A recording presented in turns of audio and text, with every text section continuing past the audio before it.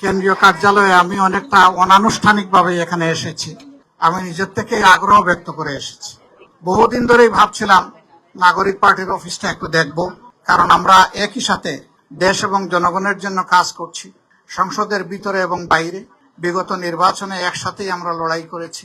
সহযোদ্ধাদের পরস্পরের পাশে থাকা, দাঁড়ানো, সুখ দুঃখের অংশীদার হওয়া, একসাথে চলা, এটি হচ্ছে গণতন্ত্রের সৌন্দর্য। তো আজকে সেই সময়টাই হাতে এলো, এই জন্য এখানে আসতে পারে আমি আল্লাহ তাআলার দরবারে শুকরিয়া আদায় করছি, আলহামদুলিল্লাহ। নাগরিক পার্টিকে আমি অন্তরের অন্তঃস্থল থেকে ধন্যবাদ এবং কৃতজ্ঞতা জানাচ্ছি যে তারা হৃদয়ের উষ্ণতা দিয়ে আমাকে এবং আমার সাথে যারা এসেছেন তাদেরকে এখানে গ্রহণ করেছেন, সম্বর্ধনা জানিয়েছেন এবং ইতিমধ্যে যে ফুলকে পবিত্র আমরা সবাই মনে করি, সেই ফুলের তুড়া, তার সাথে অনেক শানদার গিফট তারা তুলে দিয়েছেন। আমরা আশা করছি নাগরিক পার্টির বৃত্ত যেমনই থাকুক, চিত্ত এভাবেই ধনী হয়ে থাকবে ইনশাআল্লাহ। এই ধনী চিত্তের সাথে প্রয়োজন পূরণেও আল্লাহ তাদেরকে দেশের স্বার্থে সহযোগিতা করুন, সেটা দোয়া করি। ইতিহাসের একটি গুরুত্বপূর্ণ সময় আমরা পার করছি জাতি হিসাবে, যে সময়টা 24 পরবর্তী বিপুল আকাঙ্ক্ষা নিয়ে পরিবর্তনের আশায় ফেসিবাদ মুক্ত, মানবিক, বৈষম্যহীন একটা সমাজ জাতি দেখতে চায়। নির্বাচন অনুষ্ঠিত হয়েছে 12ই ফেব্রুয়ারি এই বছরের। সে নির্বাচনে আমরা লড়াই করেছি। নির্বাচনে বিজয়ী ঘোষিত হয়ে এখন যারা সরকার পরিচালনা করছেন, এ ব্যাপারে নির্বাচনের ফলাফলের ব্যাপারে আমাদের যথেষ্ট রিজার্ভেশন ছিল। তারপরেও দেশ এবং জাতির বৃহত্তর স্বার্থে, গণতন্ত্রের স্বার্থে এই নির্বাচনকে আমরা ফলাফলকে মেনে নিয়েছি।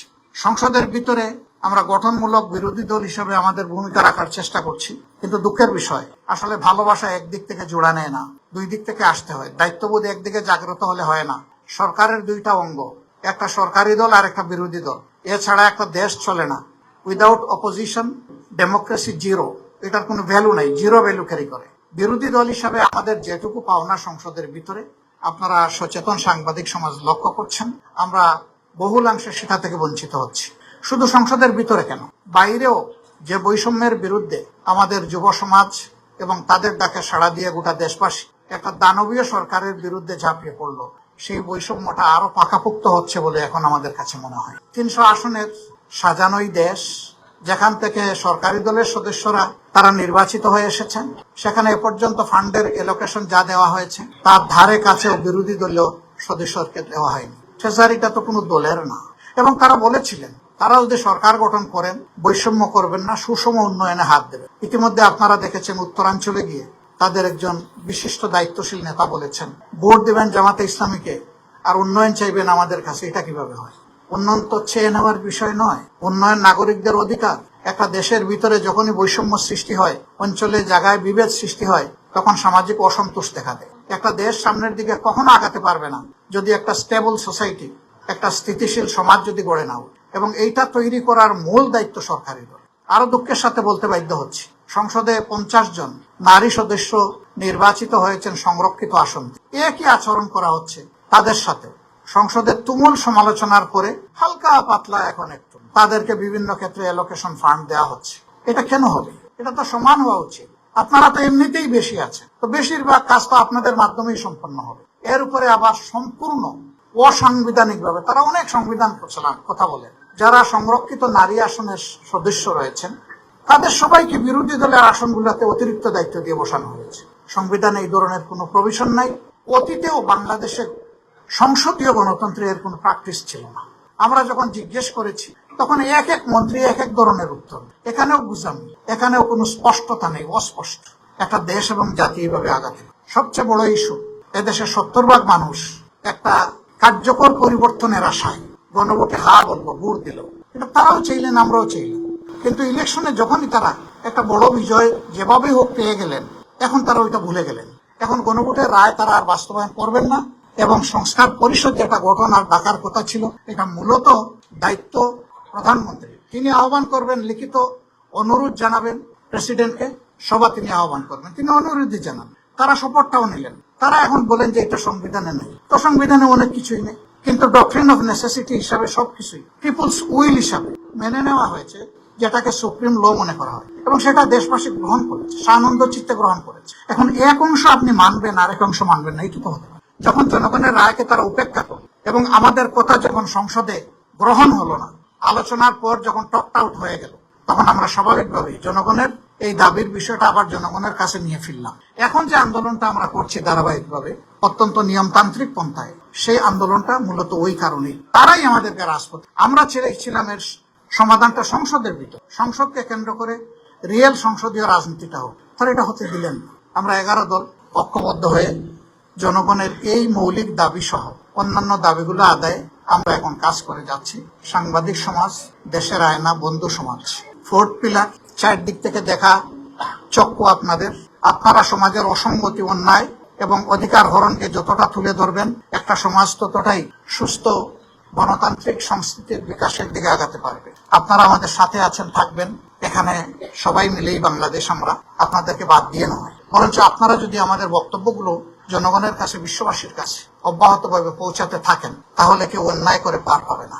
তবে আমরা কথা দিচ্ছি, বাংলাদেশে নতুন আর একটা ফেস্টিভাল আমরা কায়েম করব না। আজকে আপনাদের উদ্দেশ্যে এতটুকুই।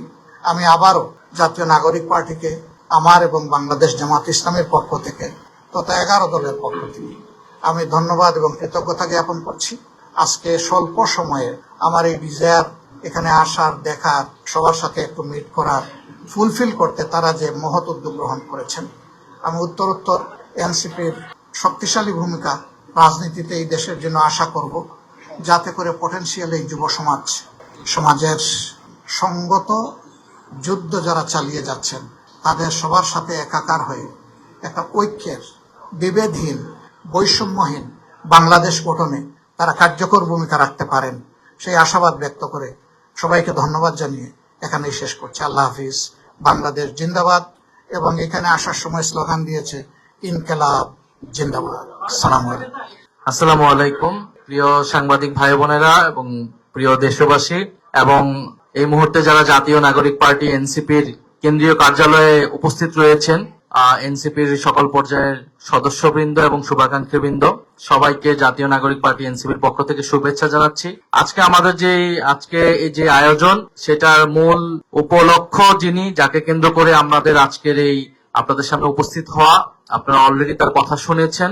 বাংলাদেশ জামাতে ইসলামের সংগ্রামী আমির, বর্তমানে বিরোধী দলকে যিনি যার বিজ্ঞতা এবং দক্ষতা এবং সংগ্রামের মাধ্যমে যিনি নেতৃত্ব দিচ্ছেন, বিরোধী দলীয় নেতা, জাতীয় সংসদের বিরোধী দলীয় নেতা ডক্টর শফিকুর রহমান, এবং উনি এবং উনার টিম যারা জামাত ইসলামের প্রতিনিধি আজকে আমাদের এনসিপির অফিসে এসেছেন, তাদেরকে আমরা ওয়েলকাম জানিয়েছি। তাদের প্রতি আমরা ধন্যবাদ এবং কৃতজ্ঞতা জানাচ্ছি যে ওনারা আমাদের অফিসে এসেছেন, আমাদের এই গরিব অফিসে ওনারা এসেছেন। আমরা 11 দল ঐক্যবদ্ধভাবে এই জাতীয় নির্বাচনে অংশগ্রহণ করেছি এবং অনেকেই জোটের কথা বলেছেন। আমরা কিন্তু দুইটি নির্বাচনে অংশগ্রহণ করেছিলাম। আমরা যেটা বলি যে একটা জাতীয় নির্বাচন আর একটা গণভোট। আমরা একত্রে সবাইকে বলেছিলাম যে আপনারা যার যার মার্কায়, 11 দলের মার্কায় ভোট দিন এবং হা ভোটে ভোট দিন। তো আমরা একটা অর্জিত হয়েছে, সেটা নিয়েও আমাদের প্রশ্ন আছে, কিন্তু সেটা আমরা মেনে নিয়েছি। কিন্তু আমাদের যে দ্বিতীয় অংশটা, যে হা ভোট, এবং 70% মানুষ 11 দলের আহ্বানে হা ভোট দিয়েছে এবং 11 দলের প্রচারণার চাপেই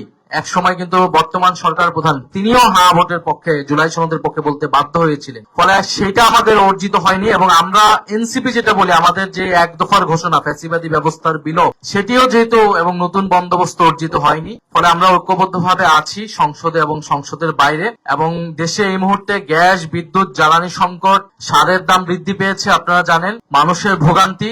আমরা এই ইত্যাদি বিষয় নিয়ে কথা বলেছি সংসদে এবং সংসদের বাইরে। আমরা জনগণের অধিকারের পক্ষে আমরা কথা বলে যাব। 11 দল না, আমরা আমাদের এই আন্দোলন, এটা জনগণের পক্ষের আন্দোলন, এটা নতুন বাংলাদেশ গড়ার আন্দোলন। আরো যারা শক্তি, যারা নির্বাচনে হয়তো আমাদের সাথে আসতে পারেনি নানা কারণে, সেই সকল রাজনৈতিক সামাজিক শক্তিকে আমরা আহ্বান জানাচ্ছি যে একত্রে, জোটগতভাবে হোক, যুগপথভাবে হোক, এই সরকারকে অবশ্যই আমাদেরকে জনগণের পক্ষে, তারা যে গণবিরোধী নীতিগুলা নিচ্ছে, আপনারা জানেন যে এই যে গোমের আইন তারা করছে, মানবাধিকার কমিশনের আইন, তারা আগের আইনের থেকে দুর্বল আইন করছে, অর্থাৎ ফ্যাসিবাদী ব্যবস্থাকে তারা টিকিয়ে রাখার চেষ্টা করছে সরকার। ফলে আমাদেরকে গণতান্ত্রিক শক্তিগুলোকে, বাংলাদেশের পক্ষের শক্তি, ইসলামের পক্ষের শক্তিগুলোকে আমাদেরকে ঐক্যবদ্ধ হতে হবে আগ্রাসনের বিরুদ্ধে, আধিপত্যবাদের বিরুদ্ধে এবং স্বৈরাচারের বিরুদ্ধে। ফলে আজকে হয়তো কোনো রাজনৈতিক কারণে নয়, উনি একেবারেই সৌজন্যতার জায়গা থেকে উনি এসেছেন, ওনার স্নেহ ভালোবাসা উনি আমাদেরকে জানিয়েছেন এবং ওনার সংগ্রামের ইতিহাস আমরা জানি। বাংলাদেশে একটা অনেক সংকটকালীন ক্রুশিয়াল মোমেন্টে উনি নেতৃত্ব দিয়েছেন চাচ্ছেন একটা দলকে, যেই দলের উচ্চ পর্যায়ে নেতাকর্মীদেরকে বিচারিক হত্যাকাণ্ডের মাধ্যমে ফাঁসি দেওয়া হয়েছিল, রাজনৈতিক অধিকার, নাগরিক অধিকার কেড়ে নেওয়া হয়েছিল। সেই সংকটকালীন সময় ডক্টর শফিকুর রহমান জামাত ইসলামকে নেতৃত্ব দিয়েছেন, ফ্যাসিবাদ বিরোধী আন্দোলনকে পরিচালনা করেছেন ওনার জায়গা থেকে। এবং আমরা মনে করি যে আমাদের এখনো যে গণতন্ত্র প্রতিষ্ঠার যে লড়াইটা আমরা চালিয়ে যাচ্ছি, সেই জায়গায় ওনার নেতৃত্ব, ওনার বলিষ্ঠ নেতৃত্ব বাংলাদেশে অতি প্রয়োজন। এনসিপি ও এনসিপির জায়গা থেকে এই গণতান্ত্রিক আন্দোলনে সামিল থাকবে। তো ইনশাআল্লাহ আমরা ঐক্যবদ্ধভাবে, আমাদের সামনে অধিবেশনও শুরু হচ্ছে, সংসদে আমাদের যেমন কণ্ঠ দেখতে পারবেন, সংসদের বাইরেও রাজপথে আমরা ঐক্যবদ্ধভাবে জনগণের পক্ষের আন্দোলন গড়ে তুলবো। এবং যেটা বিরোধী দলীয় নেতা বললেন যে আমরা নতুন কোন ফ্যাসিবাদ এই বাংলাদেশে প্রতিষ্ঠা হতে দেব না, এটা জুলাই যে শহীদ আমাদের ভাই ওসমান হাদি, তাদের প্রতি আমাদের কিন্তু ওয়াদা, সেই ওয়াদা ইনশাআল্লাহ আমরা রক্ষা করব। আপনাদের সবাইকে ধন্যবাদ এবং বিরোধী দলীয় নেতাকে আমি আবারও ধন্যবাদ জানাচ্ছি। আসসালামু আলাইকুম।